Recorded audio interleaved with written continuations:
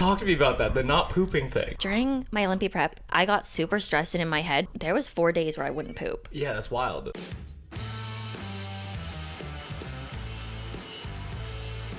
This week we have my dear friend and one of the best athletes to ever walk the face of the earth, Miss Taylor Learmont. I love food. Yeah. Like I will eat so many calories in one sitting if I can. Professional bodybuilder, content creator, personal trainer, and two-time Mr. Olympia Fitness Division competitor. You maturing as an athlete, though. It is. It was a big moment for me. And there was just a lot of people for like at least like 2-3 months right after 2023 who were just like, you don't deserve to be there. Because I was just like, you don't think I already think that myself? To me, when people talk to me about it, I'm just like, yo, if you want it, just do it. And people are like, it's not that easy. I'm like, oh, 100% it's not easy. But if you want it, do it. Yeah. Where your mind goes, your body follows. Cheers. We only got one shot. Shouts out to Celsius Canada. We got sunset vibes and we got, what is it, sparkling kiwi guava. This is my favorite. Do you think Celsius in Canada is different than LA? 100%. Celsius in Canada is different than the States because a lot of energy drinks are just in general. Our caffeine cap is a lot lower than you guys. Yeah, you guys are like 300 milligrams and we're like 150. These are only 150? They might be 180, 150-ish. They might be even less. Dang, so Canada's like, caffeine's a drug, like... Yeah, these are 140. Oh, wow. Yeah. So that's why a lot of like Americans... Like 220. Some of them are 300. Like, you know, like wild. the big boys from Celsius?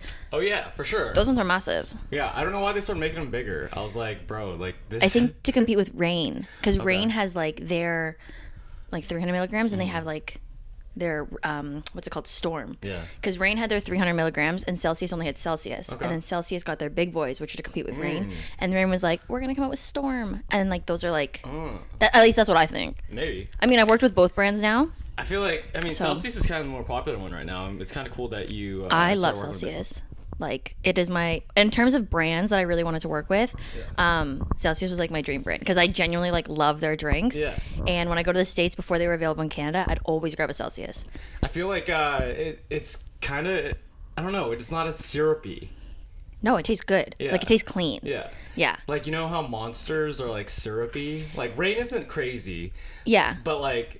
When I have a Monster energy drink and it's like, I don't know, like syrupy. It's like thick. Yeah. If that makes sense. Yeah. Thick No. boy. Yeah. These ones are nice. It's like but it kind of doesn't even taste like anything, so it's easy to put down a lot. Like, I remember when I first started drinking Celsius, I was just like, oh, light work. Like, I didn't even check the caffeine content, and it was like, I drank 3 of them in a day. Oh, that's And Rocket. I was like, I don't feel can good. hear him. Rocket wants to say hi, guys. So he's saying what's If you up. hear him, he's here. No, so Celsius, like, especially their non-carbonated ones, literally taste like juice. I don't like it. I love them. You like the tea? Peach, mango, green tea. Yeah. Immaculate. Rocket, chill, my guy. It's okay. Just ignore him. He's doing a little ASMR in the background. Dude, your whole crew here actually just staying here in Canada is like... I didn't know what to expect, and it's like they're just like all professionals at their stuff.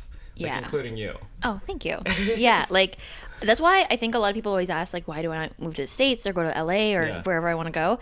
It's because the people I surround myself with, like, in Canada, they're, just great people. I'm sure you've realized that too, but they're also just, they all inspire me to be the best version of myself, because you have Mike, who's, like, king of calisthenics in Canada. Like, he's so immaculate.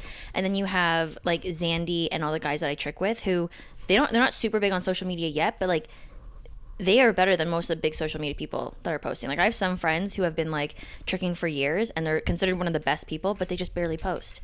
But it's nice to have like access to them and be friends with them and be able to like train and be at that level with them eventually. Well, it's that's crazy too, because like they're learning from you in the sense of, like, I was talking to Zandy yesterday. He was like, his social media posting and everything. Everyone's helping each other like get better and grow, and like helping you with your skills, and you're helping them with their social media, and it's like all just this big collaboration of just skillful people. Yeah, no, I think that's what's so sick, is because if I can help them in any way I can in terms of like social media or business advice, I always try to, because I know they've given me so much in terms of just, sometimes Zandy will come to Monkey Belt with me just for me. Yeah. You know, and my friend Christian right now, who's helping me with some like skills that I'm going to keep low key for now. he literally comes. You will see them soon. You will see them maybe on the Olympia stage. But he literally spends, say, if he trains for like Monday nights from 7 to 10:30, he spends 2 hours of those just strictly working with me, which I think is like super rare to find. And it's the fact that it's like, but it's also super kind. It's so kind, right? It's like, wow, like you're taking out so much, and like literally not because he's like getting anything out of it. It's not like I film these sessions or anything like that. He just genuinely wants to see me succeed. And if I can give back in any way, like I've given him social media advice of how much to post, how to like fix his thumbnails, stuff like that. It's like, it's a perfect kind of working relationship and friendship. Yeah, the thing that kind of fucked me up yesterday in the best way possible, I was just like, can I do anything for you, bro? Like, like you're spending 2 hours of your time on me? Like that's I'm like over here feeling so bad, like deep down, because like at least in LA, everyone always wants something in return, type of deal. Yeah. And like I'm very generous with my time when someone wants to learn a skill and stuff like that. Just because like I like teaching, and it's cool to see someone like go and get the thing done, especially if they're talented, especially if like, oh, they're athletic, or you know that they have the capacity to achieve the skill in a short amount of time. You're like, oh, I want to help that person, you know? But like to get it on the other hand, to receive it, to be the receiver, you're like, whoa. I'm like, yo, this doesn't feel right. Yeah, I do think that when you talk to, especially LA, because as you're saying, LA is kind of like, what can you do for me? What can I do for you? I do feel like another reason why I stay in Toronto is because the community's not like that at all. It's just like we all meet up, we all train different levels, and if you're someone coming in being like, yo, I've always wanted to do a cartwheel, we're like, bet. And we hype you up on that floor as if you just did the coolest freaking trick in the entire world. We're like, yo, did you see that cartwheel? That was fucking clean, bro. You know? It's kind of crazy because you, like, all you guys are way above a skill level of a cartwheel. Of course. You know? And the fact that you're treating it like it's your own cartwheel. Like, yeah. Well, because we know the hype that it takes to, like, get over that fear, and to see someone come in and, like, I think what's really cool about Monkey Vault is the longer you go, the more, like, you see people coming in, more people learning. Yeah. And you have one kid who comes in and he's like, okay, like, today I did a jump, you know? 2 years later, dude's doing, like, cartfuls, like, a bunch of like random kick stuff like that down the floor, and you're like, yo, this dude took like his time and he came in like super beginner, and now look at him grow. Like, I think that's one of the coolest things about Monkey Vault. Yeah, that's fucking wild.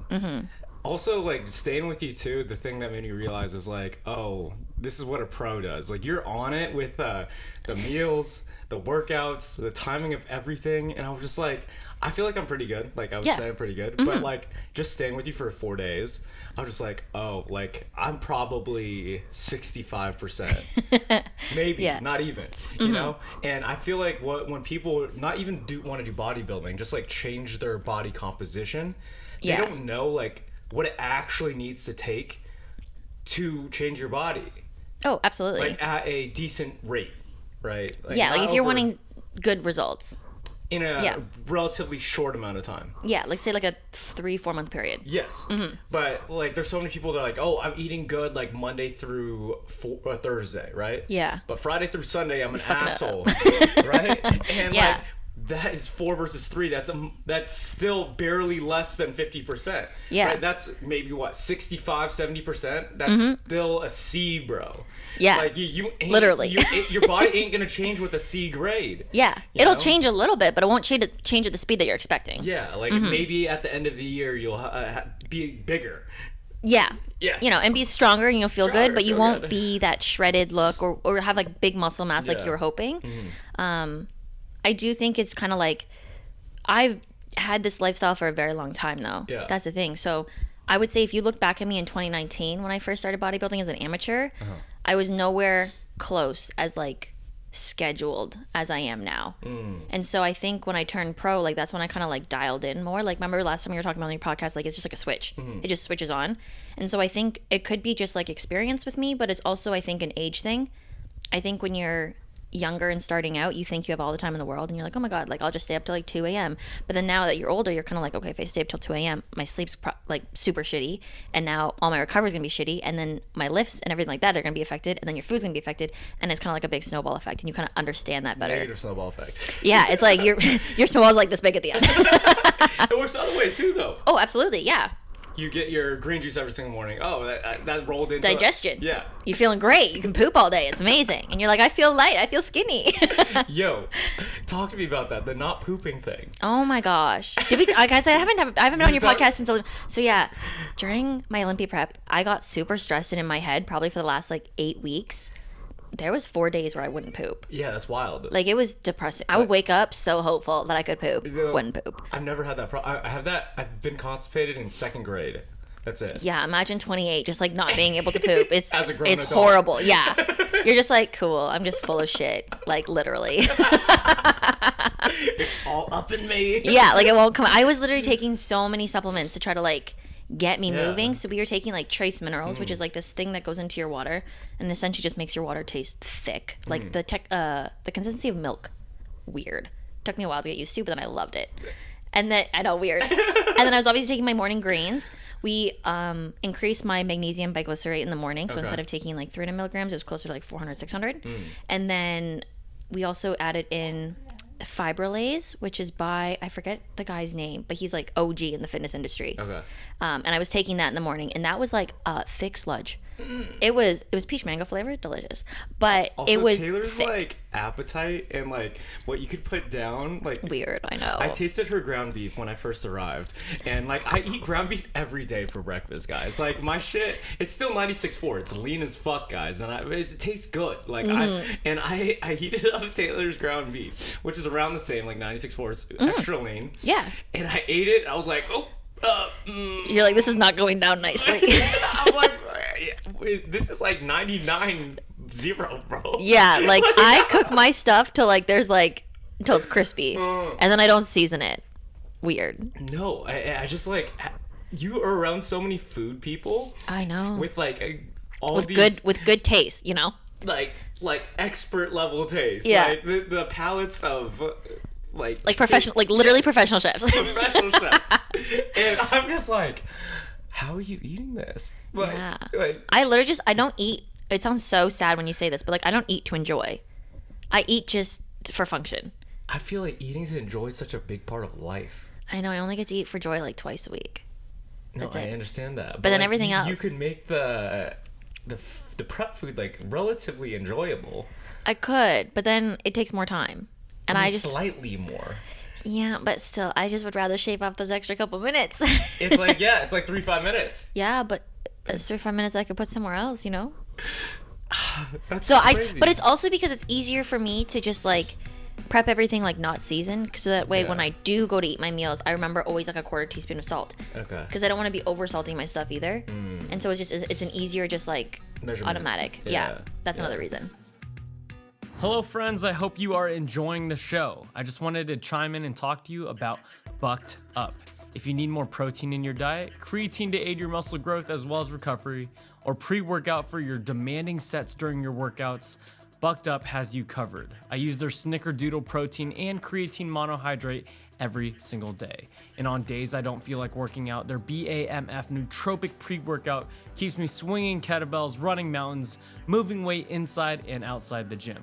If you'd like to try them out and save some money, use code NateBiltz1 for 20% off any order. And back to the show. So you took all these supplements to get your digestion going, and after like the 4th day, like you're solid. Well, it took a little bit of trial and error because we like slowly started bringing things in, and it was like, okay, I pooped a little bit, but it was like it wasn't enough, and then we just like, it was everything, and it did make a difference. The other big difference is once I finished at Anaheim, where like I felt really good. That was probably like, that was like my show last year. Anaheim was like Anaheim. You Sorry. guys go back to like T's vlogs of Anaheim or like the photos of Anaheim before Olympia a few months before. Like I was like, yo, those abs could cut like steel. Literally bro. cheese grater abs. Like that was crazy. That was like my pinnacle. That was like, Shit was wild. yeah, that's when I performed my best. I looked really good. Absolute killer routine. Perfect. Yeah, perfect. Like 100%. Like if that had been my Olympia routine, would have been so much happier. Yeah. Unfortunately, it wasn't. Yeah. But Anaheim was like my show, and I think after that show, once I was like, I had like a confidence boost. I was feeling good mentally. I was in a better state. My body was like, okay, we can like release all the tension that we're holding, and you can now poop. And so like the last 2 weeks of prep, from the Anaheim to the Olympia, mentally was more enjoyable. the competition itself didn't go as well, but I think that's just like at the end of the day, when I got on that Olympia stage, I think I just had so much anxiety from everything that happened that year. And I was like, this is the moment that like defines me, if I was able to stand up to what people thought or if I wasn't. And I think I let that get into my head. Oh, you definitely like all that stuff. Yeah, and then I just kind of like shit the bed, and it was the worst performance I ever had in my entire life. I mean, it was very good, guys. And she's just being hard on herself. Yeah, I still like everyone, like even the media and stuff, were like if you didn't listen to it, but like when they went over your performances and stuff, they were talking about how good the performance was, and all the thing is those 3 little hiccups that only you probably could tell, or like a couple people, or for you at least, was like, that's the shit that I wanted to dial. You're just a perfectionist. Yeah, there's a certain way that I like to perform my routine. Yeah. And if it's anything less than that, like there's a few areas where I'm kind of like, okay, I'll give and take. I'll be okay with that. However, if I was practicing the routine that I did at Olympia in the studio at Good Life, I would have walked off crying. Which, I mean, I did that at Olympia too, but like differently. differently. But it's just like I would have been so frustrated in my practice. I would have been like, what the frick is wrong with me? Like, get your head in the game. What are you doing? And I would have made myself do that routine like 6 times over until I got it right. I think it's you maturing as an athlete, though. It is. It was a big moment for me. Yeah, I think it's a big maturing as an athlete because I think it really taught you or showed you, correct me if I'm wrong, is like, yo, like sometimes you could practice so fucking hard and get it 100%, like most of the time. Yeah. And then when the day comes, like there's still a chance. There's still a chance. 100%. Yeah. And the fact that like you wanted to win last year, like you really wanted to fucking win. I wanted to, not even necessarily winning, because I knew Missy's like goat. She's freaking amazing. It was more like I wanted to just come on that stage and Give make the best possible. Yeah, and make people just like kind of shut the fuck up about questioning whether or not I deserve to be where I was. And so I think because I had mentally, this is where I got better as an athlete. Last year I was so focused on like, what are other people going to think? What are they going to like? Are they going to change their mind about me? Whatever. And I think I had to realize that regardless of what I do, people are going to have their own opinions. And so I need to just like block that stuff out and just focus on me. What people are you talking about? The little trolls, you know what I mean? Like, they're so annoying. They're just like, oh, she didn't deserve to be there. Her routine wasn't even that good. Like, stupid crap like that. Yeah. And I think having a whole year of that, and primarily right after 2023 Olympia, it was like October, November, December, and like... If you guys don't know, Taylor's been on before, but Olympia is like the biggest bodybuilding stage in the entire world. Yeah, it's like the Olympics. It's Olympics of bodybuilding. Yeah, it's like the most prestigious stage you can be on. You're the best of the best. And there's just a lot of people for like at least like 2-3 months right after 2023 who were just like, you don't deserve to be there. Yeah. And so... How does that make you feel? Oh, I was so annoyed because I was just like, you don't think I already think that myself? Like, y'all just like think that I think I'm sick. Like, if you know me, I'm not like that. You know what I mean? Yeah. Like I'm You're super humble. Yeah. It's called what is the difference? This is what I had to practice this year. Pardon? Sorry, imposter syndrome is what you're talking about? I do have that. Okay, so what are you talking about? Woo! Celebrate. No, but I also have there's a difference between like what is it? Humble confidence and arrogant cockiness. I think that's a saying or something like that. Humble confidence and arrogant cockiness. Okay. Something like I forget where I heard it from. It might not be those exact words. Articulate it. What do you mean? It basically means like there's a difference between being confident in what you're doing and believing in yourself because you have the accolades behind to support you. That's humble confidence. Arrogant cockiness is being like, yeah, I'm the best in the world when I'm not. You know what I mean? Like I haven't won the title. I'm not the best in the world. Yeah. And even though I have the best routine in terms of a fitness athlete, I still need that first component to be the best in the world. And so, of course, like as a natural athlete, I'm working towards that. But you'll never catch me being like, yeah, I'm the best. Yeah. You know what I mean? I'll be like, no, like I'm very talented. But one of the most humble, confident things Taylor has ever said, it was actually after the last show, we talked about this yesterday. It's like we were just walking and like, I think she got something free. Like we got like a whole dinner too, like comped at the hotel or whatever for everyone at Resorts World. which was like wild, and Taylor was just like it was like so simple. It was just like sometimes it's so nice to be me, and I'm like, it is. yeah, that's humble confidence. Yeah, it's like I know the type of person I am. Like I know what the work that I've put in to be where I'm at Olympia. Yeah, you know, and this is cool. Yeah, and it's just showing appreciation where it's like, I really like that I'm able to provide like opportunities and experiences, one for myself, but also for people I really care about. 100%. And taking care of those people in any kind of way that I can. Yeah. Like, I know, like, obviously social media is how I make my living and everything like that. But before Olympia, I was like, you know what? Like, I just want to pick up a couple like small like brand deals here and there, just because I would love to be able to help people out at Olympia. Like, if I can like help them with their stay or like cost, like that's something that I want to be able to do for people. Also, the thing that's kind of wild with that is like, why such a big crew? I love my people. That's why. I know that. But like, you're like team mom. Like what? Like, you know, because like I'm pretty good at organizing stuff, but like for like 3 to 4 people, I'm like, oh, this is solid. Like you got everyone dialed in. Yeah, 15 people. Yeah, on top of like you're dialed in for yourself. Like that's a lot. It is a lot. I will say the amount of time that I prep people, because like I would tell people, yeah, I'm going to Olympia in Las Vegas, and people would be like, Las Vegas? Like, I want to go. And I was like, do you want to go? And so from there, it's kind of like I would send out like a group message being like, hey, like if people want to go, like this message or whatever. And then slowly we obviously dial in the actual group that's going. Okay. And I'm actually really surprised that I actually had 15 people, because I thought wild. That's wild. That's a lot From of people. Canada, guys.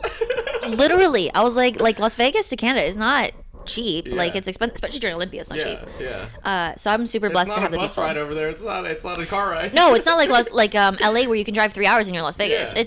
It's a 5.5 hour flight. Yeah. Like different time zone, you know? 100%. And I think I said this in my vlog of my YouTube video, where it's like, in terms of winning, I feel like I already have that, because my friend group is literally like the best support system. That's crazy. And I don't think, like, correct me if I'm wrong, I don't know as many athletes out there competing in the Olympia in terms of like when I see them with their families and stuff. But I do think having that many friends and family, I think I'm one of the athletes who has that. Oh, you know what I mean? We were the loudest section. Yeah, I heard you when I got on stage. I could hear you guys screaming. Yeah. And like that alone, I was like, this is so freaking cool. Yeah. You know? Yeah. So. What do you think inspires you to be such a good friend? Because like in terms of characteristics based on like me as like experiencing your friendship and stuff, like you're one of the best friends like I have. Oh, in terms of like just like everything, like you're so dialed in, caring and checking on people. I'm just like, what the fuck? Like, Taylor's in Canada. Why is she calling me right now? She's like, oh, hello. Like, I just want to know how you're doing. I was like, hi. I was like, can we schedule a catch-up meeting this week? And I'm like, catch-up meeting? Okay, yeah, we catch up. Yeah, and we actually have those now. We like have like pretty much like almost like every 3-4 weeks we catch up with each other. For sure. And I'm just like, yeah, okay, yeah, I'll schedule a catch-up meeting. Let me just schedule in. Yeah, this is like new. Like, yeah. Because like usually I'll just call someone who's on the same time zone and this that. When you're in a different time zone, you kind of got to schedule it out. Yeah, because like 7 p.m. for you, I'm like, I'm getting ready for bed at 10 o'clock. I'm going to sleep, bro. Yeah, like it's like, now I got to schedule this shit in. Yeah. Like I'm either going to stay up late or you're going to wake up earlier. You know what I mean? Like why are you like that? I think it's maybe like how I grew up in sport, like just learning like sportsmanship and teamwork and like the importance of the people you keep around you. I do also think like as much as I am an introvert, with my friends I'm an extrovert. So like when I'm around the people that I really like, I actually get more energized. I don't really feel that tired. And I just like having good people around me. I feel like they're the ones who keep me excited to do what I want to do.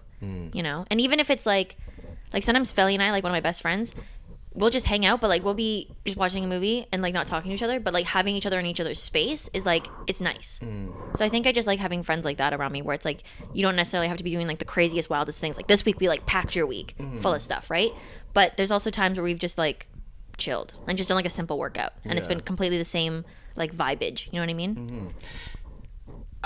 I totally agree with all of that, but in terms of the characteristics of a friend, like for example, like the checking in on people and like making sure everything's already prepared when you're going.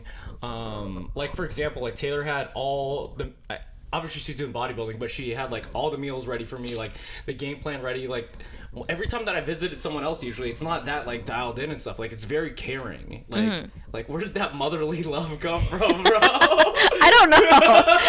I'll just shout out my mom. I'll be like, maybe, because I do think my mom does stuff like that. Like she's got everything booked in, and she's definitely someone who's taught me throughout my life. Like, really, this is the schedule. Okay. Like when I work my schedule backwards, I'll hear my mom do it. And I'm like, that's where I get it from. Because she'll be like, okay, we need to be at the airport at this time, so we need to be at this time, which means getting ready at this time, which means packing the bags at this time, and it's like backwards thinking. Yeah. So that's how my brain works. So you got it from your mom, probably. Probably in terms of scheduling, 100%, and then in terms of hospitality, I think it's like maybe it's just like seeing how like when I go visit my friends and like how they treat me, like Christine, for instance, or Peng, as everyone knows her. Peng Lee. Peng Lee, shout out. But she's the same way. Where like when I came to visit her in LA, I think first year university, so 2014, she like had a whole thing. She's like, we're gonna go to a football game, we're gonna go take you here to eat, we're gonna try this food, we're gonna go do we're gonna see the Hollywood sign. Like she had like an itinerary for me. So I think it's kind of just seeing how like when I've gone somewhere and like how they've provided for me, I'm like, okay, I want to make sure I have that for somebody else too. Heck yeah. What do you call it for, I'm really curious about, so you know how we had the switch of like just turning it on and you become like a pro diet wise? In terms of how do you just treat food as fuel? Because there's a lot of people who treat food as like it's their elixir of life, like their high, you know. Yeah, it's like their happiness. It's their happiness, it's their joy. But the thing is, like, they're getting unhealthy, you know. Like their energy levels are going lower, you know. And even though it's giving you this high, this dopamine effect when you're shoving down pizza down your face, mac and cheese, everything like that tastes delicious. Love it. We understand that. I love it. Yeah, don't get me wrong. I love food. Yeah. Like I will eat so many calories in one sitting if I can. However, when it comes to fuel, I think when it comes to everyday life, do I want to be operating every day at like a 70% or do I want to be operating at like a 90, 95? And that's kind of like where the switch happens, because I know if I eat clean, if I hit all my macros, if I salt my food, if I drink my water, get enough sleep, and I operate at 95%, I know my daily life feels so much better than when I feel bloated or tired or like something's not digesting properly. As great as those foods are, I know the aftermath for like 48 hours roughly, I just don't feel as good. And it's just not worth it. So I think it's just knowing that. It's kind of like when you like kind of get over the drinking phase of your life. Like in university, like, party, hangovers, it doesn't matter. Mine was a little bit after university as well.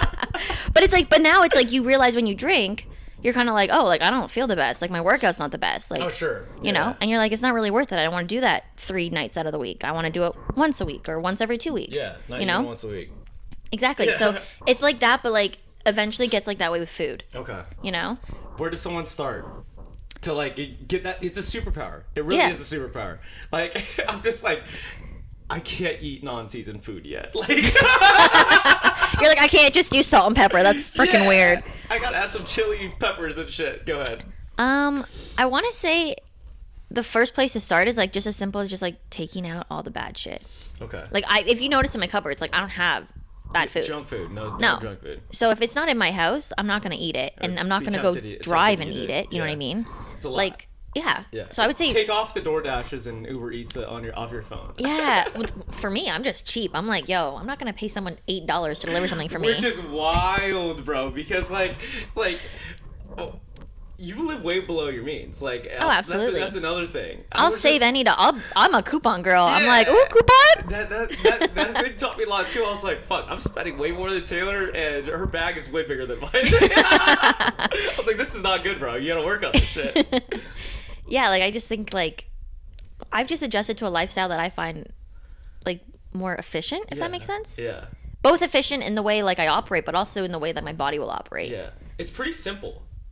It is, and it's just something where it's like, to me, when people talk to me about it, I'm just like, yo, if you want it, just do it. Yeah. Just do it. Yeah. And people are like, it's not that easy. I'm like, oh, 100% it's not easy, but it's simple. If you want it, do it. Yeah.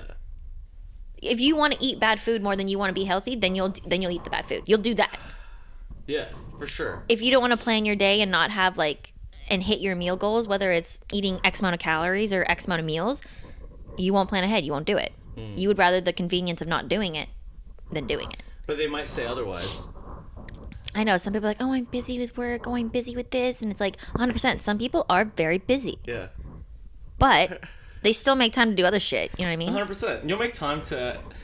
What I've realized, too, is like I'm just as busy, right? Everyone's busy. I'm just as busy as I am now than I was before. And I gave excuses of why I wasn't as lean or as jacked or whatever. And I'm just like, I'm still just as busy. I just like... If anything, you're more busy. More busy. Yeah. Like I prepped all my food the night before, and I did all that stuff. I spent the extra hours to, like, have all the supplements lined up, have the clothes like ready the next day.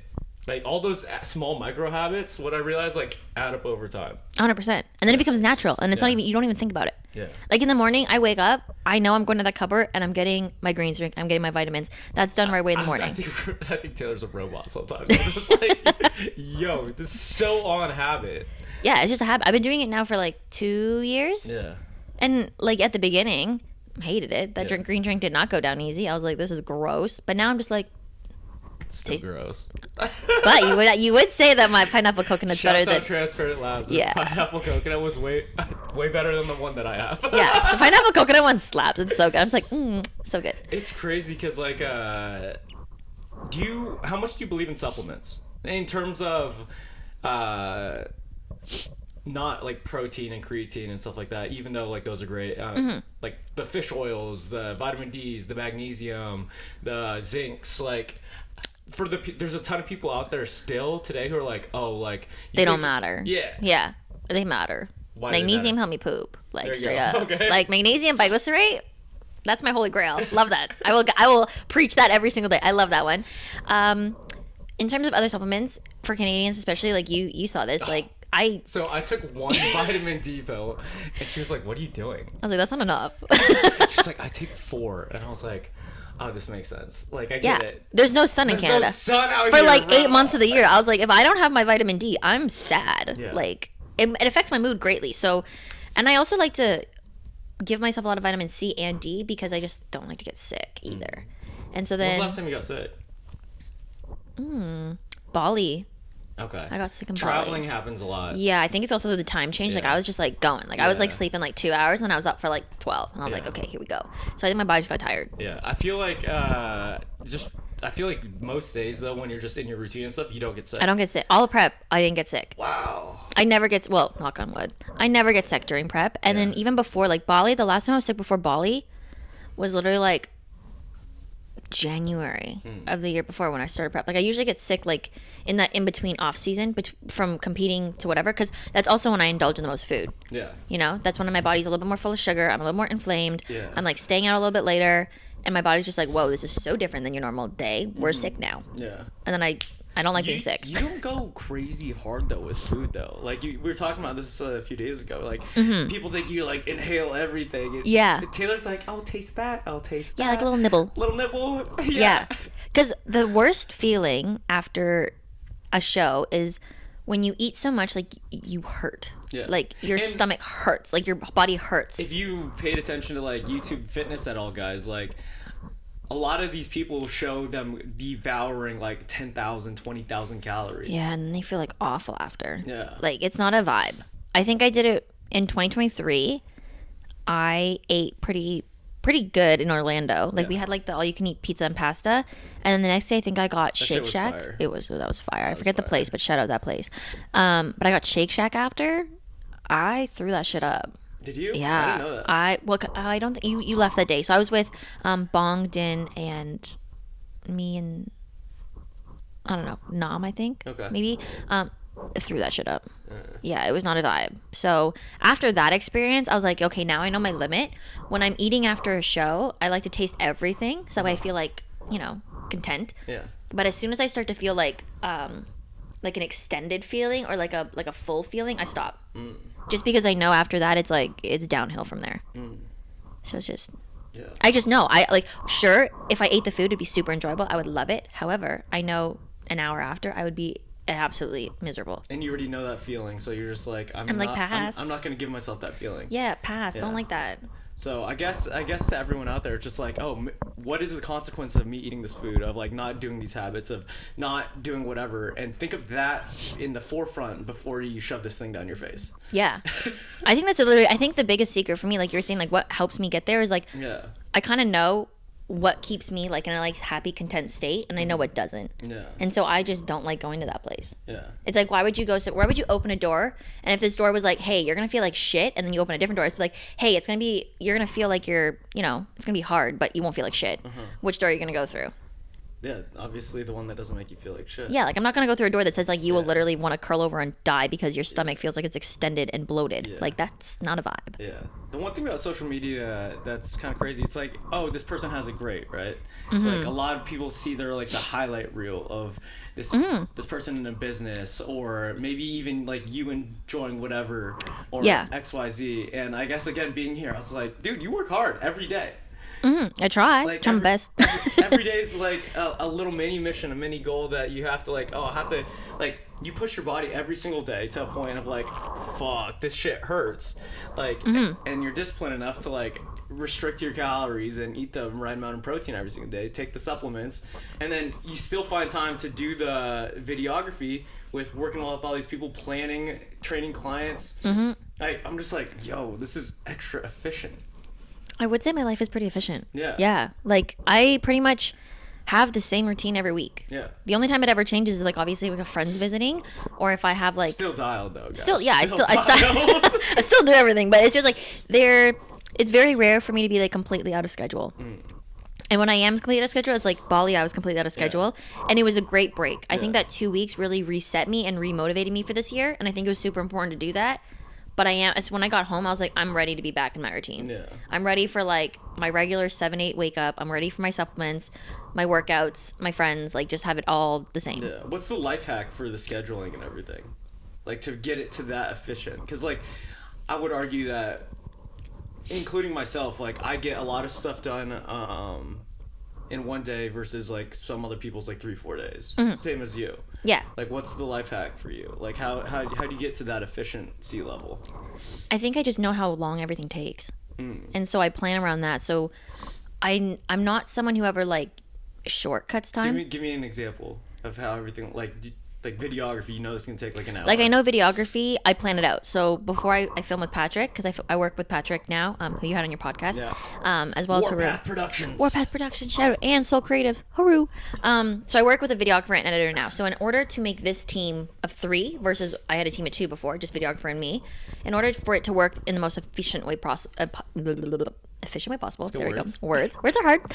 I need to be able to plan it out. So I'll usually send out like an email, like blurb of like location, time, what we're shooting. Location, time, what we're shooting. And I'll never undercut that time. Like I'll always give an extra like 20-30 minute buffer.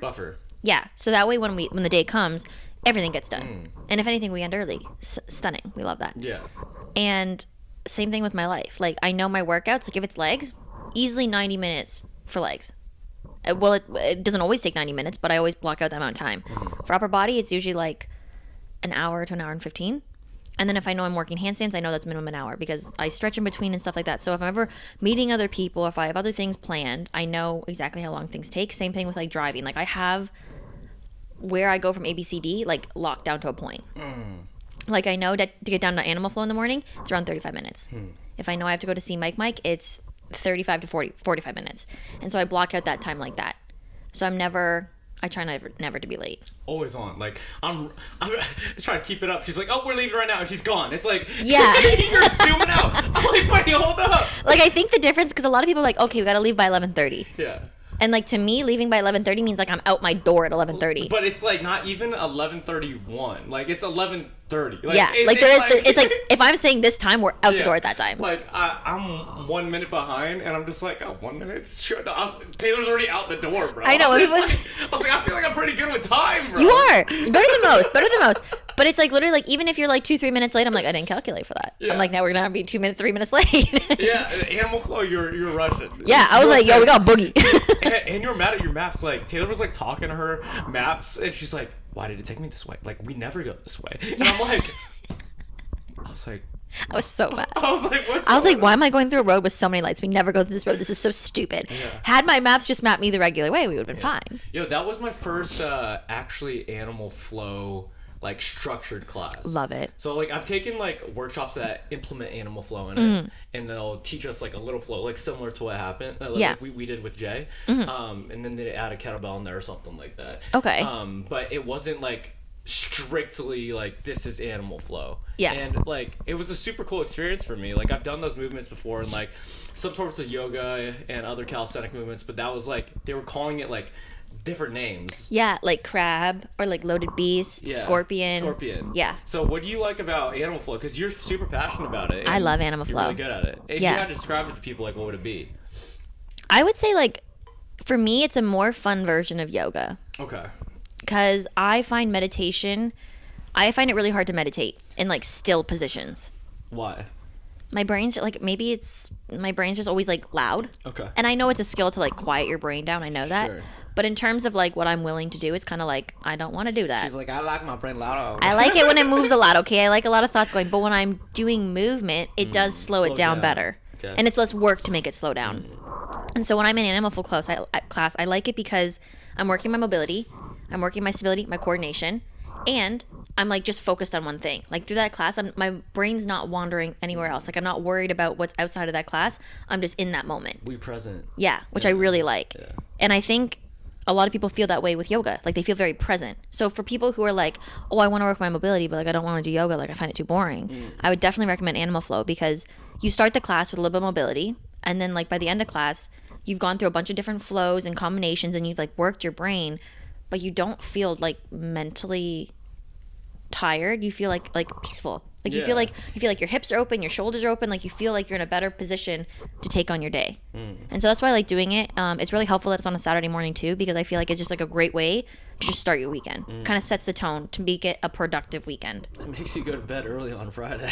Yeah, because I got to be out my door by 8:30 in the morning.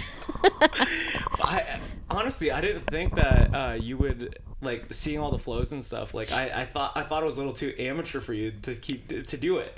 I love it. I know it's kind of crazy that you enjoy it because like looking at it objectively, I'm just like, oh, this is kind of boring for Taylor probably because the movements are too easy for her. No, I like it. Yeah, I think what's really good, and I've gotten better now that this is probably like I'm going on to like my second month of doing it, so probably like 7-ish weeks. Okay. I like it because when Jay calls out something like right leg step. It would be like left leg like kick through. Yeah. When he first said that, I was discombobulated. I was like, what do you mean? I was like, right leg where? And I found like, I was like, oh, that's a mental weakness. Yeah. I'm not mentally coordinated. Like, I need to fix that. That was hard for you? Yeah. Really? Yeah, I think I have a video. Human, guys. There's a video of Jay coming over, and he's literally like, other leg, Taylor. And I'm like, oh, fuck. And so it's like, I got to get better at it, you know? And so I think now that I've done actually that, and I know when he calls things out, I'm like, yo, I know what I'm doing now. Like, it's fun. Yeah. But I like it because... When he's like, Taylor, can I use you an example? Yes. I'm like, of course. I'm like, me? Okay. If you insist. You're like, I will gladly do it. It's the best. I'm like the biggest teacher's pet. I'm like in the front of the class in the middle. I'm like, here's my spot. It's open. I'm here. Yeah. No one's here. I'll take it. We showed up like very last second, and the spot was there, and Taylor just was like ran to her spot. And I was like, oh. Yeah, that's where I like to be. I like to be right front, center, in the middle. Teacher's pet. Yeah, literally. Before we continue this week's conversation, I just wanted to take a quick moment and talk to you about our friends at Mudwater. Their original blend is a coffee alternative made of 100% organic cacao, masala chai, turmeric, lion's mane, reishi, and cordyceps to give you natural energy and focus without the jitters or crash. When I know I'm gonna have a long day ahead of me, I mix the Mudwater original blend with some whole milk and a couple drops of honey to elevate my day. In my opinion, it's more flavorful than a chai latte and is better fuel for my body. To elevate your day and get the benefits of coffee without the jitters or crash, click the link below to receive 20% off. And back to the show.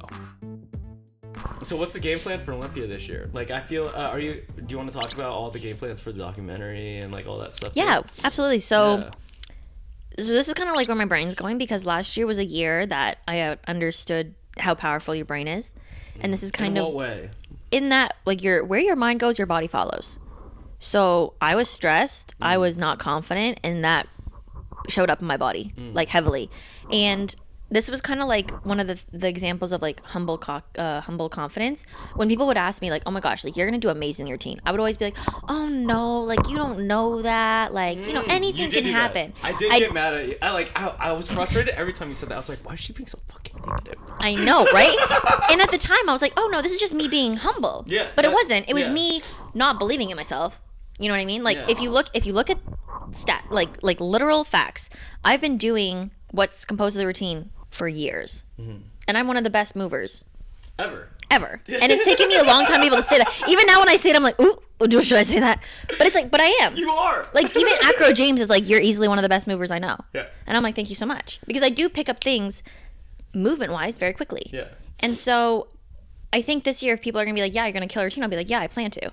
Yes. Straight up. Yes. Like, thank you. It was the fact that last year, the reason why that my performance, I believe, why it was what it was, is because when people would tell me, like, oh, you're going to do amazing, I'd be like, you don't know. Yeah. I don't know if I'm going to do amazing. And how many times did you say that? Literally so many times. Like, I would say a few hundred times. Yeah. And what does that do to my body? My body's like, yeah, maybe.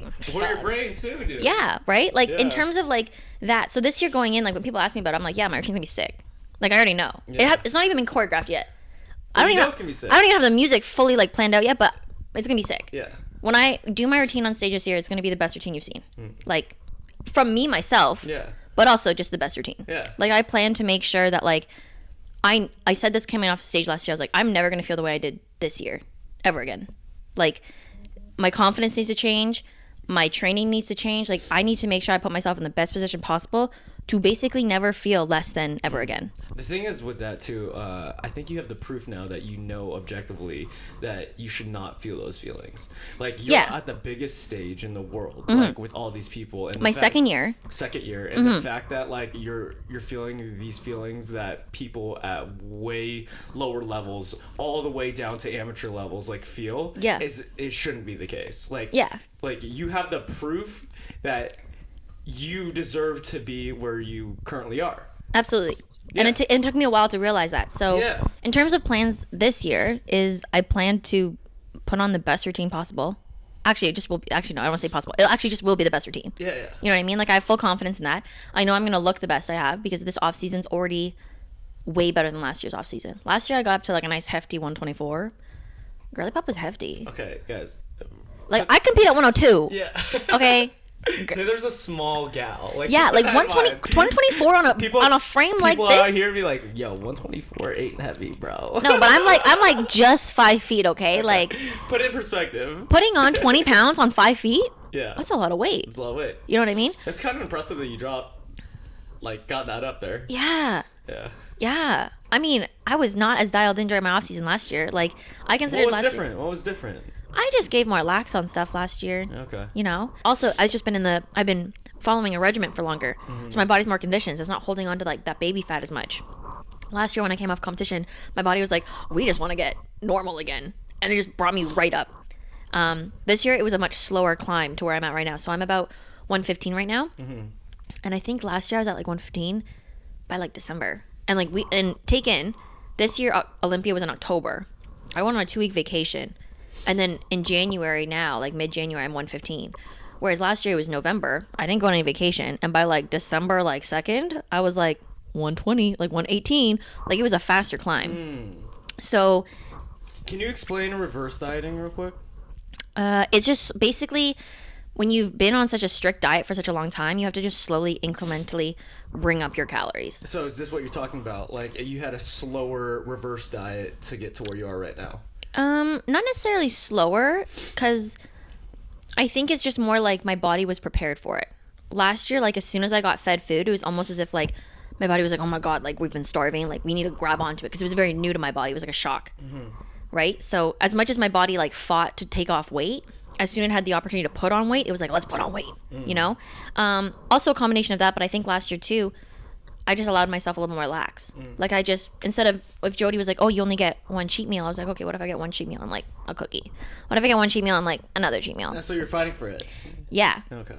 You know what I mean? So whereas this year, it's like, she tells me, like, okay, like, your body's responding really well. You get now a refeed on your leg day too. And I'm like, wow, stunning. Look what happens when you actually, like, follow plan and you, like, when your body listens to you and you're in a good space, it, like, rewards you.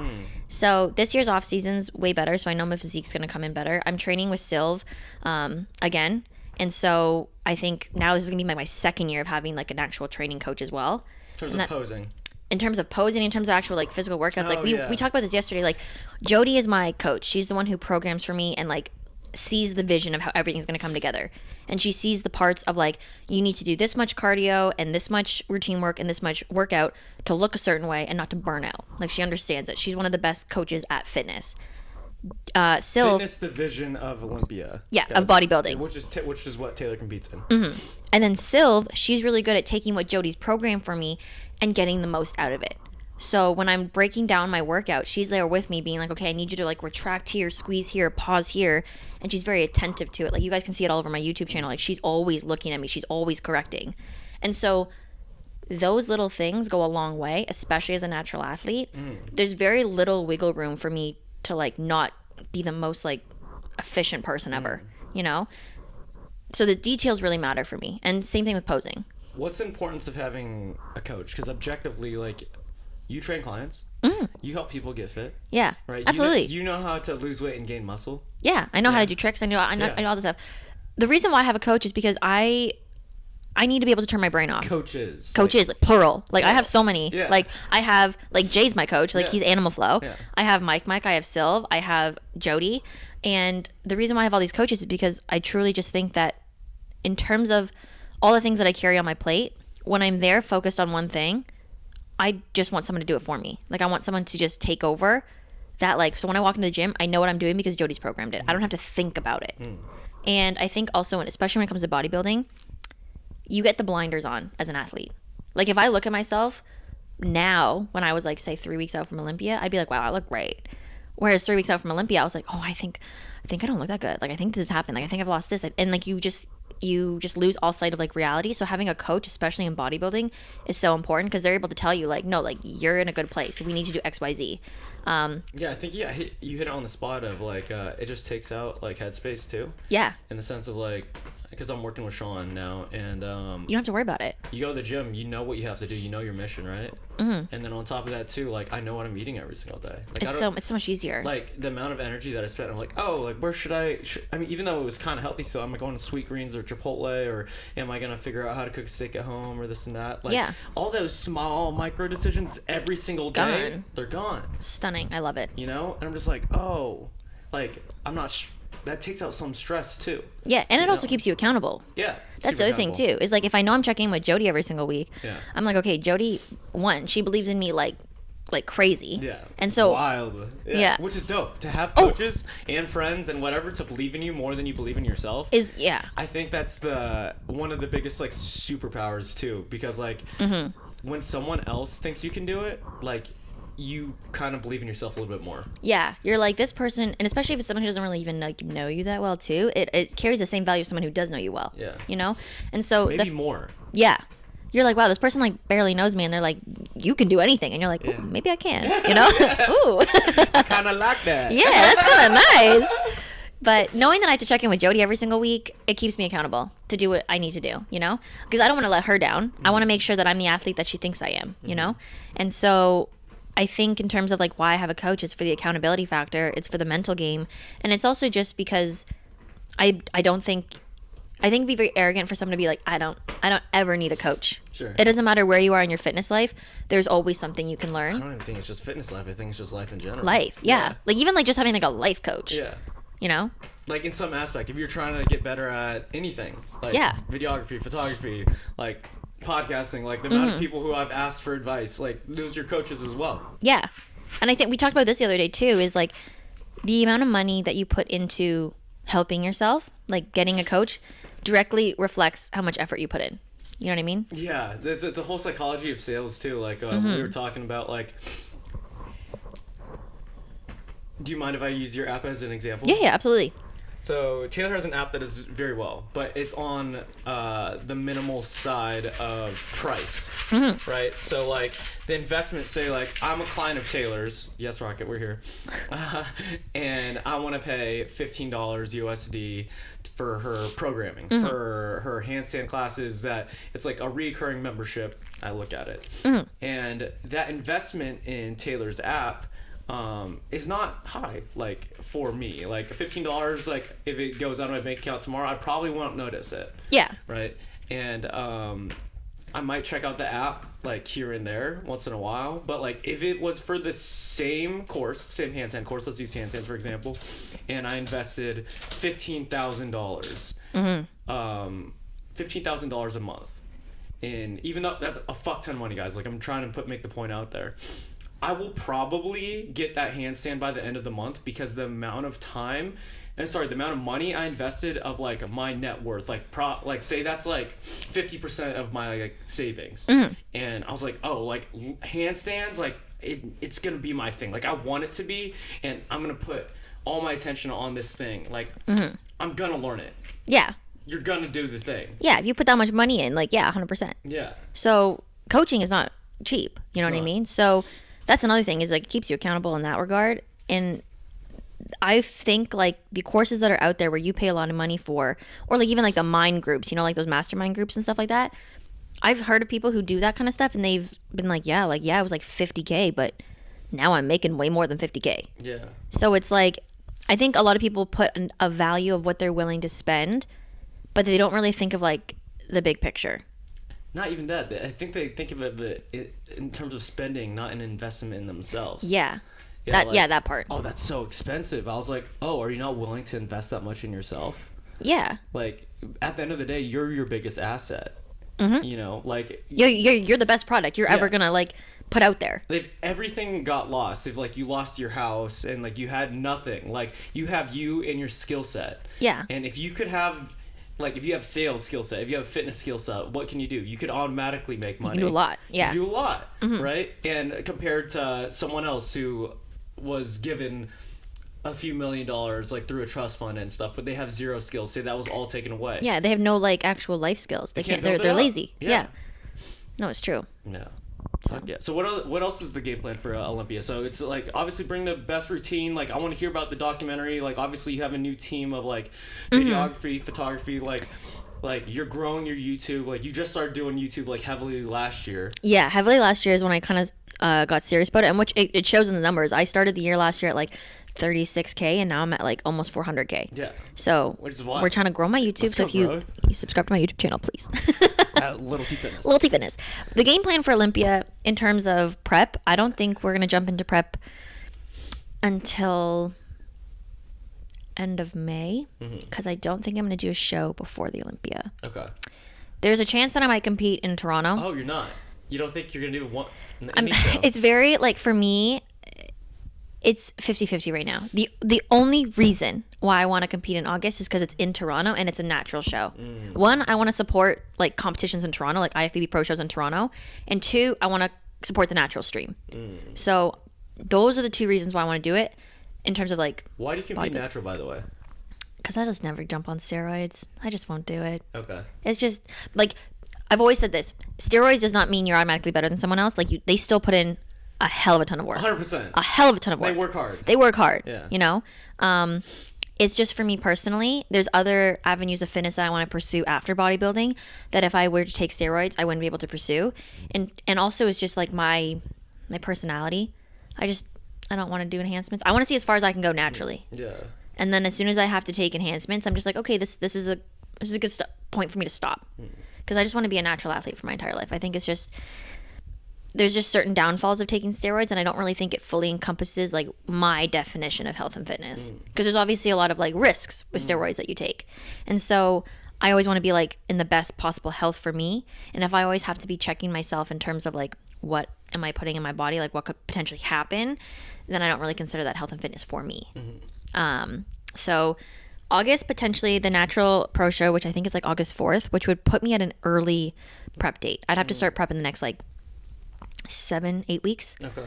Really soon. So Like, I don't want to do that. I was like, I don't know if I want to do that. Also, I think I don't know if this is a reasoning too. Like the first show that you do usually is like your best show. It's my best show. Yeah. Yeah. Is Like- that in your head too? A little bit, but then I also want to be like, hey, don't put that in your head, Taylor. Like, Oh, okay. you know what I mean? Yeah, Like, don't do that. yeah. And I think competing at home with all my friends and family there would be really great. I wouldn't have to fly everyone out to a different country. Be great for my bank account if I could do that. Sure. But there's another show too that's in September. It's the Arizona show, and I love this show because it's like a full Taylor loves Arizona. women's show. If you listen to I love Arizona as well. I want to move there. If you listen to the last podcast, she talks about how much she loves it. Yeah, but this show is great because it's like an all-women panel. It's all the women categories. It's just supporting women in sport, Okay. in bodybuilding, and I also love that. And it's in a sweet spot towards Olympia. It's the 13th, and Olympia, I believe, this year is October 10th, so it's about a month out. So it just really depends on where I'm mentally at in 8 weeks, which Jody and I discussed. We're like, we'll see where we're at. If I feel like I'm ready to go and I have the fire to jump into prep, then we'll probably do it. But if I'm feeling like, no, I want more time, like I don't feel confident yet, we're just gonna take it slower. Because there's no reason for me to do a show that early, because it's not like they're early 2026 qualifiers. They're all 2024. I mean, sorry, 2025.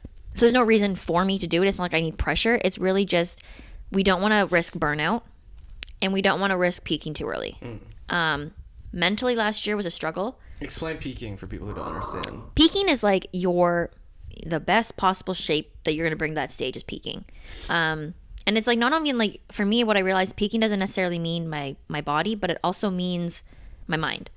My mind, although it was more calm the weeks before Olympia, my mind day of show was worse than Anaheim. Anaheim was that the day that we went to the expo too? At Olympia. Yeah, you did your posing, and then we wandered on the expo a little bit. Your energy level was very low. Yeah. No, I was tired. Yeah. I was tired. Yeah. And the thing is like Anaheim for me, after I finished morning show, which was a great showing for me, I was dead center. I was super excited. That allowed me to just have fun for my evening show, I think. And so I think the difference between Olympia and Anaheim was like Olympia was also a great showing for me. Like I came up significantly higher this year in my posing round than the year prior. But it was almost as if like I knew this was Olympia. Yeah. So it almost added stress in. And my mindset before, because I take videos before I go on stage of like me just like talking to the camera. I never posted any of them, but I have them for myself. And I rewatched the videos. And my one before Anaheim was like, I'm so excited. I feel light. I can't wait to compete. Like this is going to be so much fun. Like I just know like I've put in the work and it's going to turn out great. My speech to myself before Olympia was more like, morning show was really great. I feel good. I'm really nervous to be on the stage. I hope it goes well. Like the words were different. And in the moment I didn't realize it because I thought like, oh, it's going to sound like every other video I have. Yeah. But it was definitely a different energy right before I went on that stage. And you have the time to look back at these videos as well. Yeah. And like I can just tell like facially wise, like I look stressed. Like before Anaheim, I was happy as shit before Anaheim. And so I think mind wise, I was peaked perfectly for Anaheim. And I just wasn't there for Olympia. And so that's obviously frustrating for me because I'm just changing it. I'm just like, why did that happen to me? But I think it was just because it was just a prolonged period of me being under stress. Yeah, I mean, it's a lot of time and stress under your body for many months. And it was only my second year competing, and like the last year before, we did the exact same like thing. It was still 3 weeks before each show. Like it should have been fine, but I think because of just so much mental stuff that was going on with me, it was just a very different season. Yeah. A season that's important for me to go through because I do think, like you said, like it was a big learning period. Yeah. Like about who you are. Exactly. And like your mental state and like what those words affect you. Yeah. And I'm like, now it's changed me into a more confident athlete and someone who's like humble confidence. Yeah, humble confidence. Woo. But it has definitely turned me into an athlete where I'm willing to like outwardly say like, yeah, I'm gonna be awesome. Yeah. You know, like I am awesome. That's so cool hearing you say that because like 2 years ago you would never said that. I would never say that. Like it made me uncomfortable. Super uncomfortable. You were like I was like, oh yeah. It would make you scream. Yeah, I'm like I'm good kinda maybe sometimes, you know. Whereas now I'm like, no, like I'm good. Yeah. Like I'm a good athlete. I'm a talented athlete. Yeah. And you know that from social media too. Like I feel like you let those people like in the comments like affect you a little bit too much sometimes.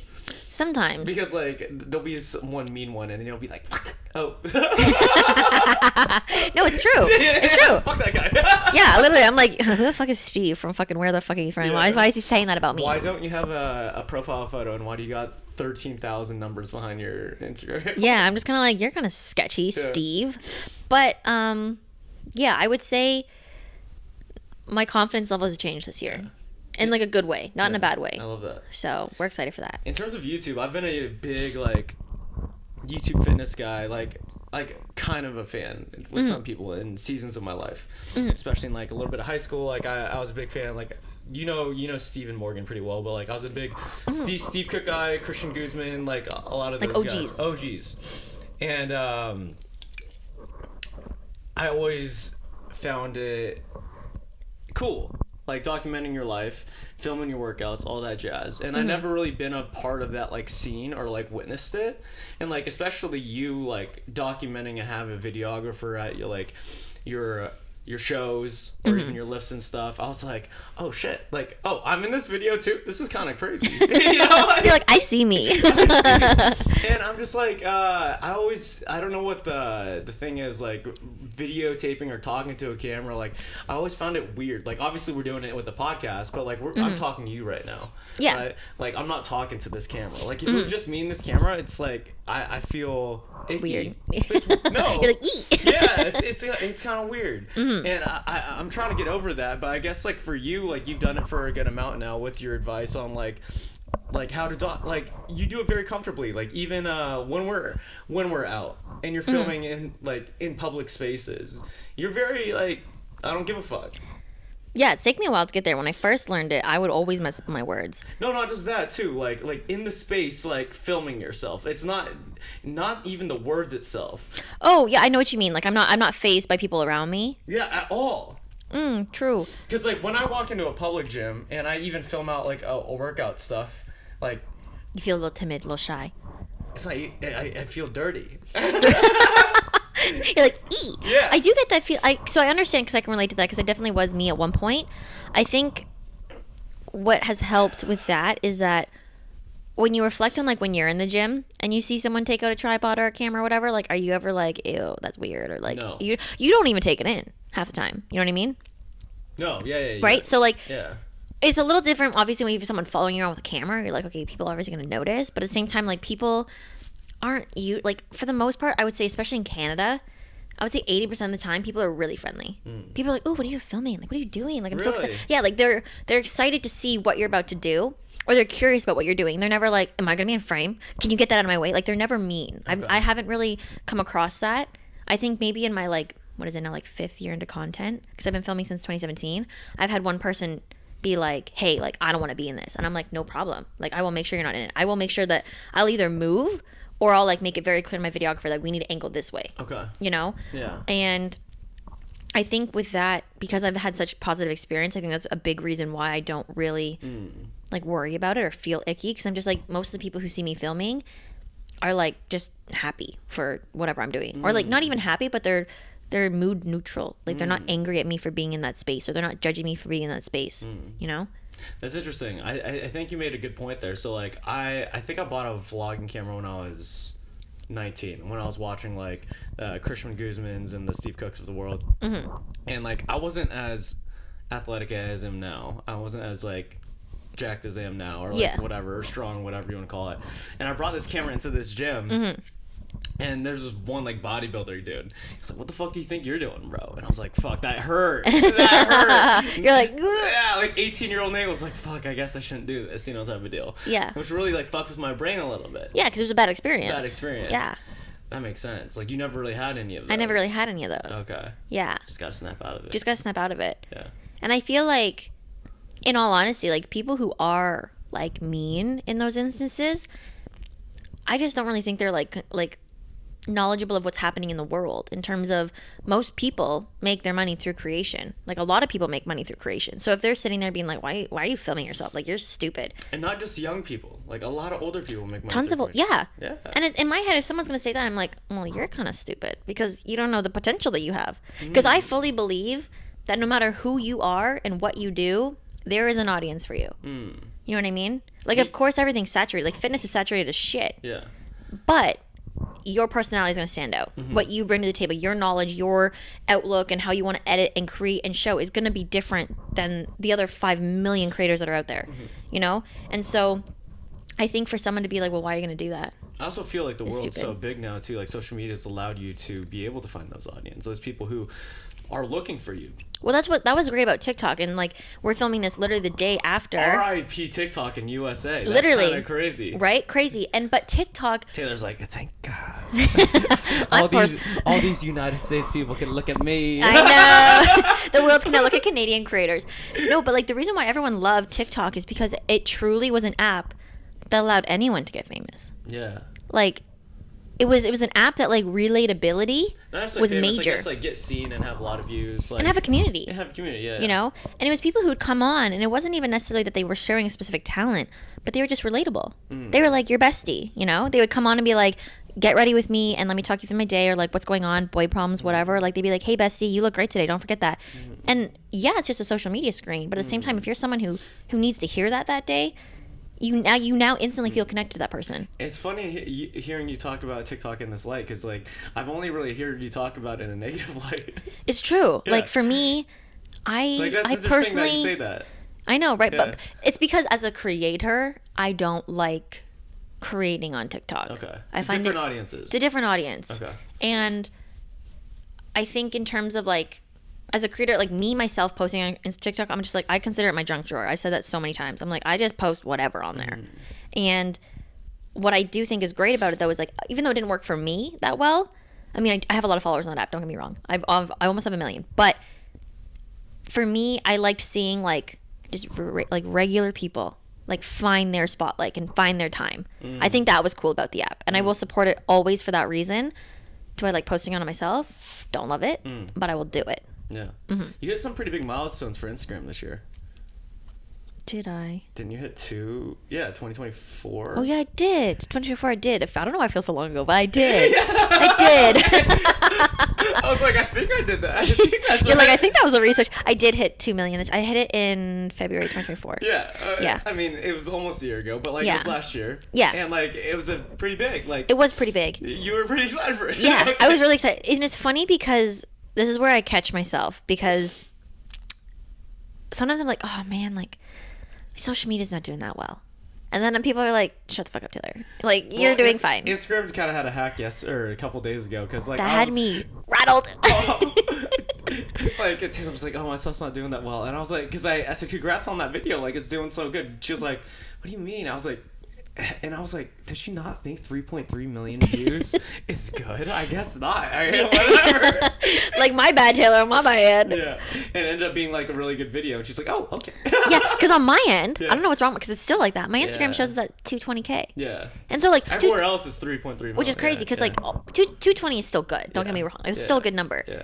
But like when you congratulated me on it, I was like, okay, well, like I've had better videos at 22K. You know what I mean? Like it's done better than that. And then you're like 3.3 million. I was like, it's not at 3.3 million. I was like, are you talking about TikTok? Because on TikTok it did well. Yeah. But on Instagram it also did well. So I think it's like that mindset. You know, when it's like, this is where I'm like a little greedy, I would say, because I want. Yeah, I know. I'm admitting a bad character trait about myself. But I would say you get to a point as a content creator where you almost, not necessarily that you expect certain videos to do well, but it's kind of like, I have like a good like bottom line for myself.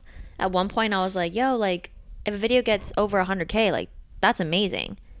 But when I first started social media, I was like, 100K. Like, that's freaking phenomenal. Well, if you think you know? That's 100,000 eyes, bro. Yeah, I know. But because If you ever think about that, like 3.3 million people watch this video. Like, yeah, it's sick. It's super cool. Yes. But it escapes your mind at some point as a a number creator. on a screen sometimes. Yeah, sometimes it's just like a number. I'm just waiting for the number to change. You know, You're like, come on. I'm just like, come on. Get that dopamine up. Yeah, but that's where it gets greedy though, because you're like, I want more. Yeah. But you're like, but Taylor, think back to 2017 when you had like 6,000 followers. Not that long ago too. Yeah, like I had less than 10K, Yeah. and so I'm kind of like, okay, we need to like reel it back in Yeah. and just like not be so greedy sometimes. Yeah, or like sure. not even necessarily greedy, but just be in the moment of like, wow, look how much growth you've had since you started to now. Yeah. For the people out there who think social media is so saturated, who think the fitness industry is so saturated, who think whatever they want to get into is so saturated, they want to get into social media, they want to get into YouTube and Instagram and all these platforms, like, what's your advice to get them to like start type of deal?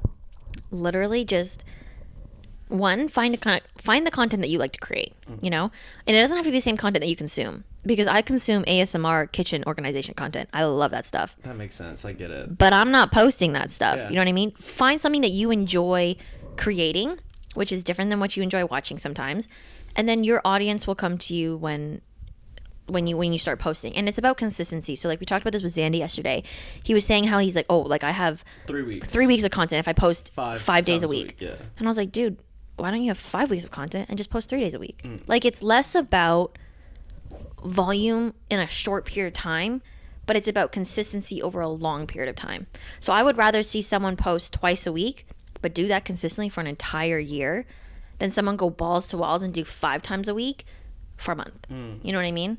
You did it every day for a year. I did. Or every day for multiple years. For multiple years. Like literally from 2017 till 2024.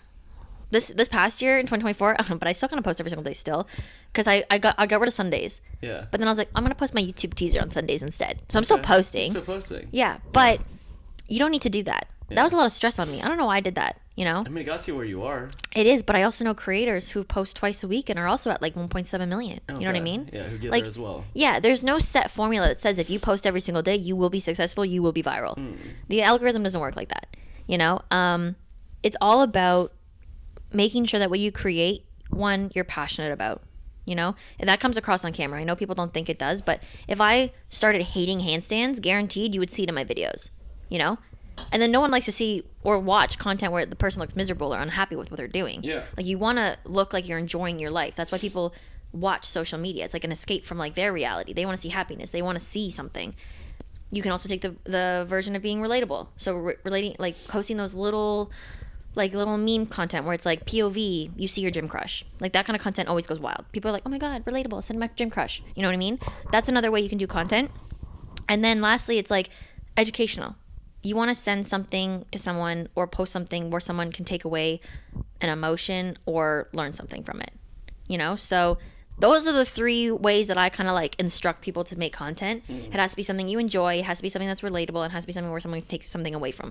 Those are the three pillars that you mainly want to hit when you're creating content. Yeah, I think Calvin, when he was talking to me, he was like, it's either, I don't know, remember all of them, but it's motivation, education, and entertainment. Yeah. Are kind of like, I think were the three pillars he was talking about. Yeah. Yeah, that's basically what you want to kind of like, that's a good basis for people to hit. And then once you kind of like niche your content, then you kind of know like, so for me, my pillars are like obviously those things, but if we go into detail, my educational content is Skill Drill Saturday, where I'm teaching what I do on my page. My entertainment stuff is like all the in-between things where I'm kind of just doing fun things. And then like the relatability is like my Mobility Monday. It's relatable for some people because they see it and they're like, I can do that. Or you have people who can't do it and they're like, I think I could do that. And they go try it. And so like that's where I hit my pillars in a more detailed fashion, but it's still hitting those bases. Yeah. You know? So I also think like a lot of people, they want to grow and stuff on these social platforms and they're not seeing the results. And I think, including myself, it's just like you're not good enough yet. Like in terms of the skill of whatever you're trying to teach, because there's so many people out there, like for example, like teaching handstands or bodybuilding or like whatever, and yeah, you put in the work, but also you're world class at it. Like you're also the top 1% in the world at it. Like that's why people look at you as well, not just because you smile at the end of every video of a backflip, you know? Yeah. Like it's because you're fucking like the top %. And I think some people don't realize that you had to work off camera on all those skills as well. People don't see the work of like, how many times did you run that routine, dude? Yeah, like the BTS of some of my videos is like, yeah, we did that video 12 times. Yeah, you know, like not just the video, like the actual routine itself, not just the filming 12 times. Yeah. Like how many hundreds of times did you practice that to get to where it's at? Or like your handstand is perfect, but how many handstands did it take you to get to that perfect? Like how many handstands have I done my entire life to get to this point? Yeah. You know, like it's true. Someone probably can hold like a 10-second handstand and it's like okay, right? But like he's probably whatever done it maybe 1,000 times, whatever. You probably put it in 100,000 handstands. Oh yeah, you know, to get to where you're at. But like no one sees that part. You know? Yeah, like that, the time it took you to develop those skills. Like oh, she's just talented. You're like no, like no, I worked. I've seen I've been working. Yeah. I worked like twice a week. I just like skills specifically. Yeah. No, I would agree to. I think what's really cool about my Instagram, because I've been posting so much and so often for the last like X amount of years, my OG followers who followed me before I like really blew up, I'll actually see them comment a lot of the time being like, yo, like you've gotten so much stronger in the last 3 years. Or like I remember when you used to struggle with handstand push-up, you know? Like I think it was 2019 when I got my first handstand push-up, and it was like a bent over scorpion, which is the easiest way to do it. I think I saw that. Yeah, and I was hype. Yeah. I was like, yo, we finally got a handstand push-up. And now I'm kind of like, it's cool to see that, you know? And so when people are like, oh, like I'm not good enough yet, it's like, well, neither was I. Yeah. Like when I first started, I I did push-ups, but the amount of push-up variations I do now versus when I started are so different. So different. You know? Yeah. And it's like, don't be scared that you're not good enough, because your journey and how you track it alone is going to be motivating for people.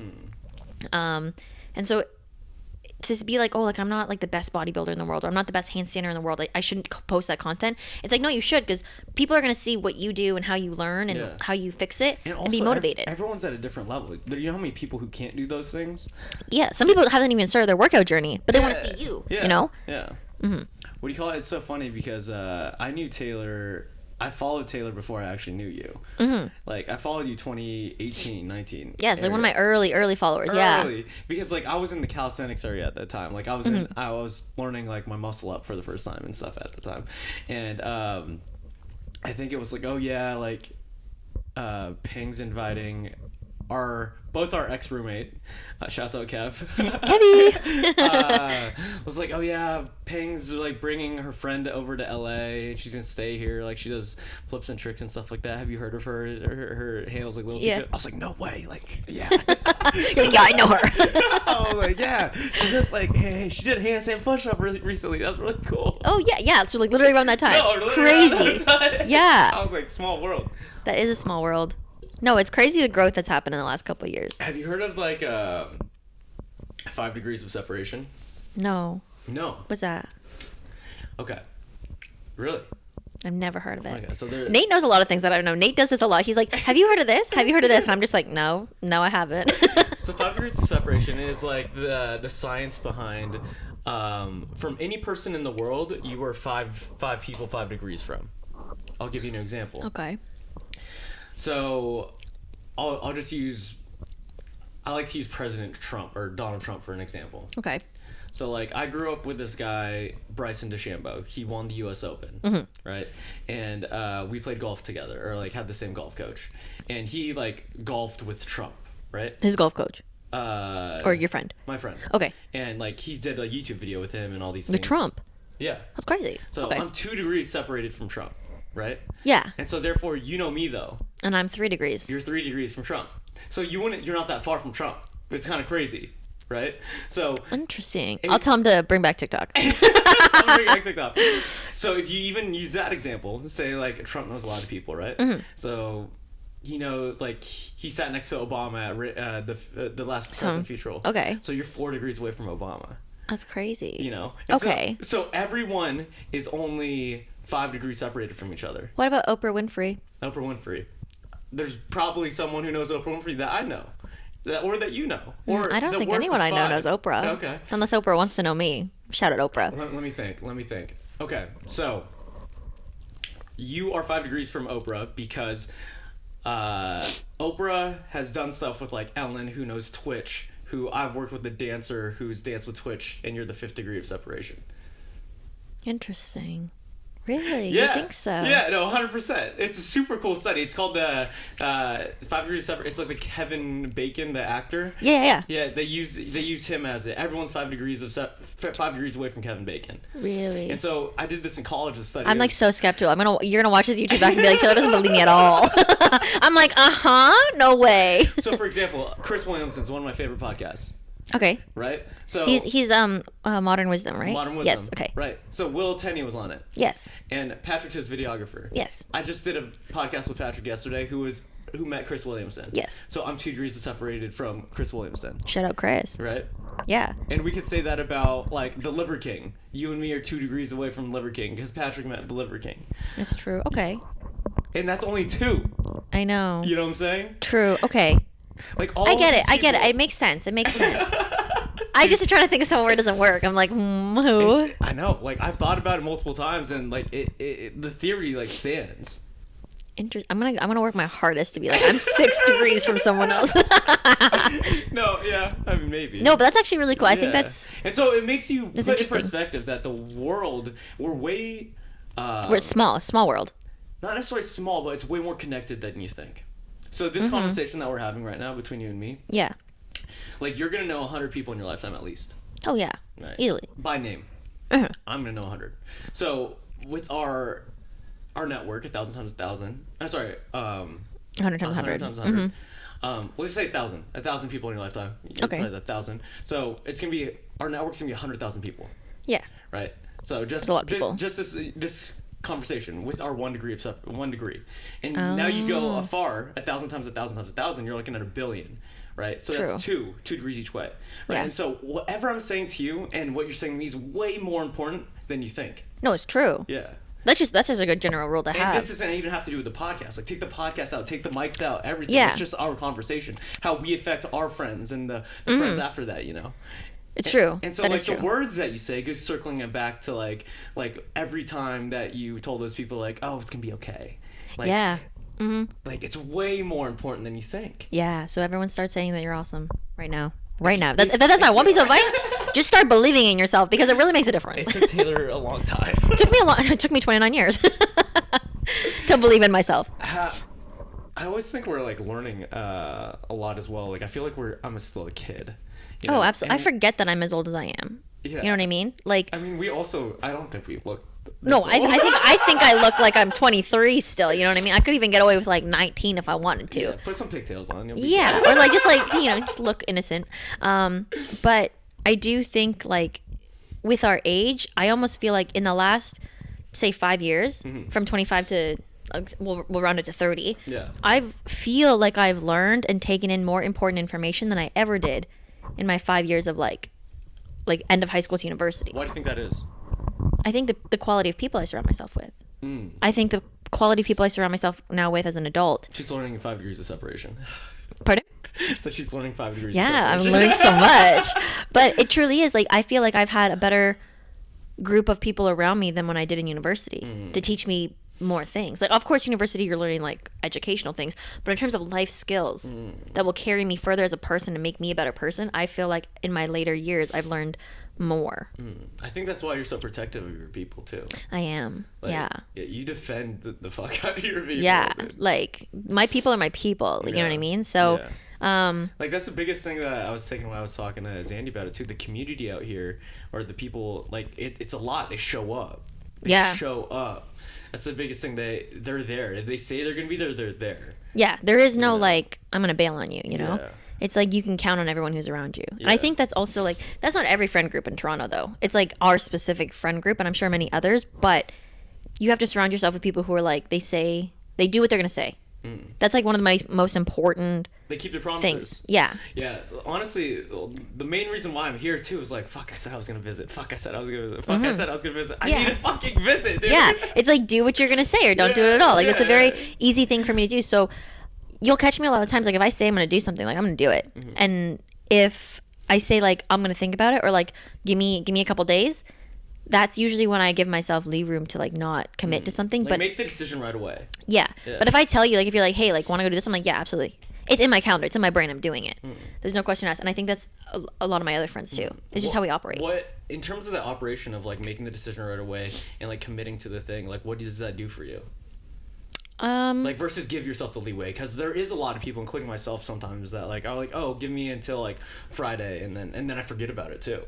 I think that's what I just want to avoid. I want to avoid forgetting about it. Okay. You know what I mean? Like, and especially like the earlier you tell me things, I will like if I'm able to do it, I will make it. The only reason why I wouldn't be able to come to something or do something is because something else business wise gets in the way. You know what I mean? So like for your upcoming like show, I want you to tell me the date right away so that way I can book it in my calendar. Yeah. Like so that way I'm there. You know what I mean? That's another thing too. Like, yeah, I feel like you pull all your friends into stuff that you like to do too. I do. I'm like, come here, I'm doing stuff. I'm doing bodybuilding, everyone join. Yeah. Because it's like you're doing it, Felly's doing it, another friend, low key, is also doing it. He'll announce it. About it. He already did? You already talked about it. We talked about it. Oh, on the Zandy's podcast. doing it. Stunning. Yeah, so it's really cool to see that though, and even like a lot of my friends are doing like more handstand stuff now too. So Yeah. it's like, ooh, like I honestly am the kind of person where it's like if I enjoy doing something, I want other people to feel that joy. Yeah. And so if I think it's something they would like, I'm like, yo, you should do this. Yeah. You know? But Taylor talks shit on some things too. She's like, I don't need to learn how to juggle. Like, juggling's not that Oh, cool. absolutely. Absolutely. 100%. I'm They were so- talking about juggling. Would you learn juggling? I'm like, absolutely not. I know how much time that would take, and I don't have the time or passion to do that. Nope, I do not. I will not. I know my limits. I know what I'm willing. I understand that. And I'm pretty stubborn. Yeah. You know? But the thing is, like, I see the passion for the handstands and stuff. I was like, oh, I kind of want to learn how to do that. Yeah. But, like, when it's the other way around, it's like, nope, not juggling. I mean, if you gave me something else, maybe. Oh, okay. Like, I don't know what else. Like speed Lego building. Oh fuck yeah, I'm in. That's a done deal. Even if you were like, Taylor, want to go like rock climbing? I'd be like, bet. Like outside in the wilderness. And I will eventually do a marathon. I won't do ultras yet, but I will do a marathon when I'm 30. I've already said that. I'll do it with you. Yeah. Okay. I'll have to prepare. That'll definitely be on my YouTube channel. Okay. I'll make Patrick run it with me with a camera. He's gonna have to train. That's funny. I was talking about the dexterity of like the workouts that he has to do to get that low. Literally, like I think that's like. Moves. Yeah. Even I think all my videographers in general have always had good mobility. Yeah. Like it's not that I like test them on it or quiz them or like make them do like a demonstration, like a level of fitness before they work with me. Yeah. But all my videographers end up doing like Mobility Monday with me, you know, because they want to pan with me, and I'm like, okay, I'm gonna do a Cossack squat. Yeah. The best pan is for you to do a Cossack squat, you know? And so, yeah, the positions that Patrick gets in are hilarious. It's impressive too. Yeah. And it's like the camera's still, and he's like way over here. Yeah. In terms of talent, like for teams or like your team as well, like what advice do you have to acquire good talent? Like, because there's a lot of people out there who they can't run. They could be a talented creator or a talented athlete or talented XYZ, you name it, but they don't have the proper team to make their shit grow at a rate that is necessary with their skill level. My biggest advice for that is like find people who want to work with you and like are excited to work with you. Like, so in 2024 I worked with Dal and she did all my stuff in 2024, and when I first brought her on, she literally was like, I'm really excited to work with you, like I'm pumped. And that was like right off the bat, I was like, that's something that I want to do. Like I want to work with someone who wants to work with me, you know? Same thing with Patrick and Haru. Because every year, like obviously I open the door to working with new people because you always got to change what you're doing too. And Patrick was like, hey, like I really like what you do and I do similar things. I think like we're really good friends and I really want to see you do well. Like if there's any way that I could help you, let me know. And I was like, ooh, like I've always wanted to work with Patrick before. And I knew Haru was a partner with like editing and stuff like that. And when I had parted ways with him in 2023, he had always said like, hey, like this is our last shoot this year, but like I just want to say like I'm always going to support you. I always want to see you do well. And so having people who you work with who like believe in you as much as you believe in yourself, who like have even bigger goals than you have. Like I had a goal of hitting like 500K. They're like, nah, million, you know? And it's just like having those people who like have this vision and even like a bigger vision than you is super important because that's how you're going to get to where you're going to get. So when it comes to like making thumbnails and captions, it's like, it's not only me who's thinking of it. It's like we're all bouncing ideas around, you know? So it's like, it's 3 brains instead of 1. And it's because they're passionate. And you won't find that with every videographer and editor that you get. Sometimes they'll just do the bare minimum. They'll just do their job. They'll edit amazing, but they won't try to help you outside of that. Whereas every single team member I've ever worked with my career of content has always been like, let's do this together. Let's build together. And that's something you really got to look for. I love that. It has to be more than just money for them. Because if they're just like, you're just a paycheck, it's not going to be an enjoyable experience for either person. Yeah. Well, I have to go back to the U.S. pretty soon, but we'll end with... Nate's got to catch a flight. We'll end with, what are you the most excited for, like, this year, just in your life right now? I think this is a new chapter in my life in terms of... a lot of things. A lot of things, you know? So I think, like, this year, it's a year that I'm embracing confidence. I love that. It's a good look on you, my friend. Thank you. It's a great. Yeah. Wear it all the time. Yeah, like it's literally like I'm really excited for that, but it's also a year where I'm learning more balance with myself too. Like obviously I'm going to be very dedicated to prep just like I always am, but I feel like I've allowed myself more balance this year, which I'm really excited to show. And just overall, like all my relationships that I have with everyone, I think like this is like one of the healthiest eras of my life. So I think 2025, as cheesy as it sounds, it's just gonna be one of the best years. Let's fucking get it, dude. So I'm excited. Thanks for coming back on. Of course. Thanks for having me. Lots. All right, and we're gonna get Nate on a plane. We're gonna get me on a plane. And Taylor, tell everyone where everyone can find you. LittleTFitness across the board. I'm also now on Little Red Book. That's the newest app I'm on. So LittleTFitness on there as well. YouTube, TikTok, because I'm Canadian, I still have it, and then obviously Instagram. Let's go check her out, guys, and follow her journey to Mr. Olympia. Mr. Olympia 2025. Fitness Division 2025. Yeah. Bye. Bye.